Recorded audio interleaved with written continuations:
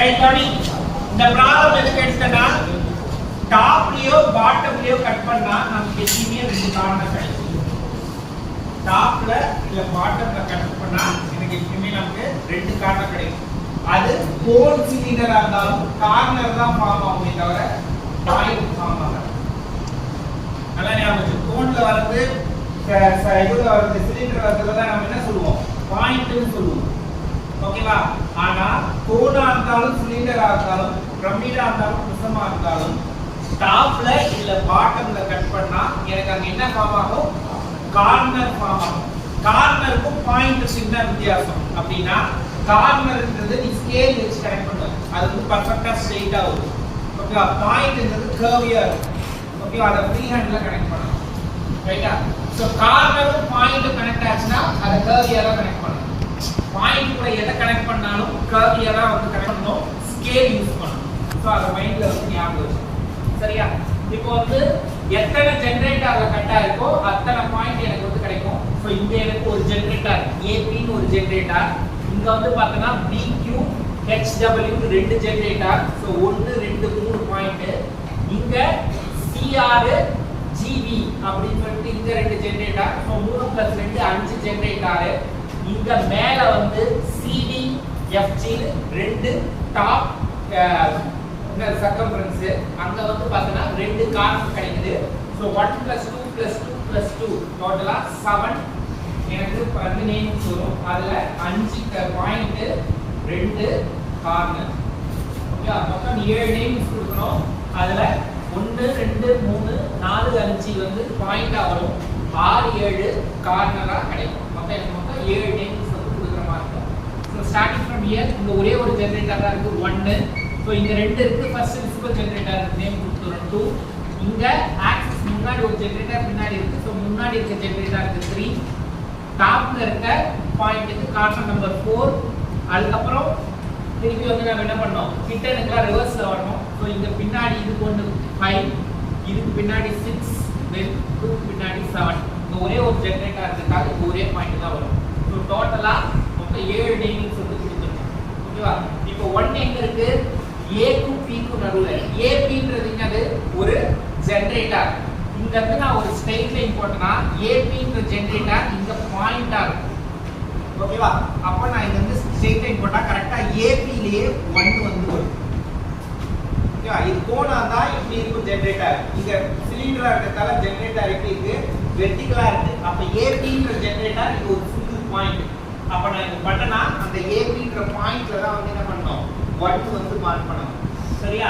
2 எங்க இருக்கு, BQ ன்ற ஜெனரேட்டர்லயும் 7 வந்து HW ன்ற ஜெனரேட்டர்லயும் இருக்கு. அப்ப நான் இங்க இருந்து ஸ்ட்ரெயிட் லைன் போட்டனா அந்த ஸ்ட்ரெயிட் லைன் ஏற்கனவே இருக்கு, தனியா அதுக்கு ஒரு லைன் போட்டதால அப்ப BQ ல வந்து நான் என்ன பண்ணனும், பாயிண்ட் நம்பர் 2 உம் HW ல பாயிண்ட் நம்பர் 7 உம் மார்க் பண்ணனும். ஓகேவா? அப்புறம் 3 எங்க இருக்கு, CR ல இருக்கு. 6 எங்க இருக்கு, GB ல இருக்கு. அப்போ CR ன்றது 3, GB ன்றது 6. சரியா? இதுக்கு அடுத்தது 4 5. 4 5 எங்க இருக்கு, டாப் சர்ஃபேஸ்ல இருக்கு. ஓகேவா? டாப் சர்ஃபேஸ்ல 4 வந்து பிராக்கெட் வெளியில இருக்கு, CD க்கு நடுவுல 4. ஓகேவா? அப்ப நான் இங்க வந்து இது நடுவுல இருக்கு. சோ ஸ்ட்ரெயிட் ப்ரொஜெக்ஷன் லைன் போடுறேன். அந்த ப்ரொஜெக்ஷன் லைன் CD ன்ற கர்வ்ல எங்க மீட் ஆகுதோ அதுதான் வந்து என்னது, 4. இது வந்து கார்னர். ஓகேவா? அடுத்து 5 பிராக்கெட்ல இருக்கு. பிராக்கெட்ல என்ன இருக்கு, GF வந்து இருக்கு. GF இதுதான் GF. சோ இங்க வந்து கார்னர் நம்பர் 5. ஓகேவா? இப்போ கார்னர் டு கார்னர் மட்டும் நம்ம என்ன பண்ணோம், ஸ்கேல் யூஸ் பண்ணி கனெக்ட் பண்ணனும். அப்போ 4 to 5 மட்டும் நான் என்ன பண்றேன், ஸ்கேல் யூஸ் பண்ணி கனெக்ட் பண்றேன்.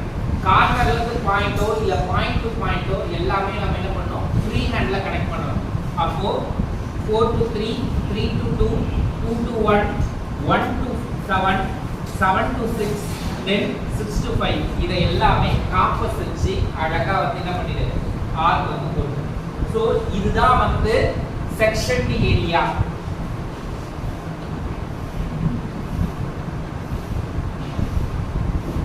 ரைட்? இப்போ இது செக்ஷன் டி ஏரியா. இத கட் பண்ணி எதை ரிமூவ் பண்றோம், இதையா இதையா?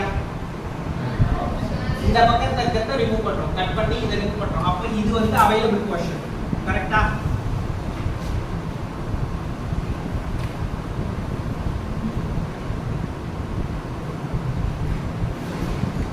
இது வந்து அவைலபிள் போர்ஷன். அப்போ ரைட் ஹேண்ட் சைடு அவைலபிளா ரிமூவ் ஆகும். ரைட் ஹேண்ட் சைடு அவைலபிளா ரிமூவ் ஆகும்.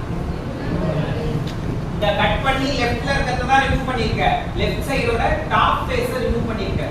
பாட்டம்ல இருக்க PQW மேல இருக்க ABC தான் ரிமூவ் ஆயிடுச்சு. ABC HG இந்த 5 பாயிண்ட் தான் ரிமூவ் ஆயிருக்கு. ஓகேவா? அப்போ ரைட் சைடுல இருக்கிறது அப்படியே இருக்கு. அப்ப ரைட் சைடு என்ன பண்ணோம்? டார்க்கா இந்த சர்க்கிளை வந்து கம்ப்ளீட் பண்ணோம். அப்ப வந்து என்ன பண்ற? காம்பஸ் எடுத்து ஒரேடியா சர்க்கிளை வந்து கம்ப்ளீட்டா டார்க் பண்ணிட்டு இங்க வந்து ஒரே ஒரு ஸ்கேல வச்சு ஒரு வெர்டிகல் லைன் போட்டு ரிமைனிங் இருக்க சர்ஃபேஸை வந்து என்ன பண்ற? ஹேஷ் லைன்ஸ் 45 டிகிரில போட்டுங்க. ஏதாவது டவுட் இருக்கா? இதுக்கு அப்புறம் அடுத்த ஸ்டெப் இதுக்கு பர்பெண்டிகுலரா லைன்ஸ் போடணும்.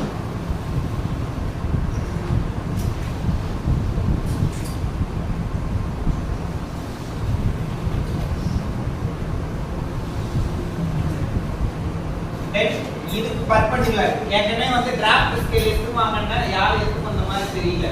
இனிமேல் ரெகுலரா டிராஃப்ட் ஸ்கேல் எடுத்துவாங்க. என்ன பாயிண்ட் வரீங்களா? இந்த பக்கம் செடிக்கிறாங்க. இது வந்து x1 இது y1 BP HP एक दावनी रखना.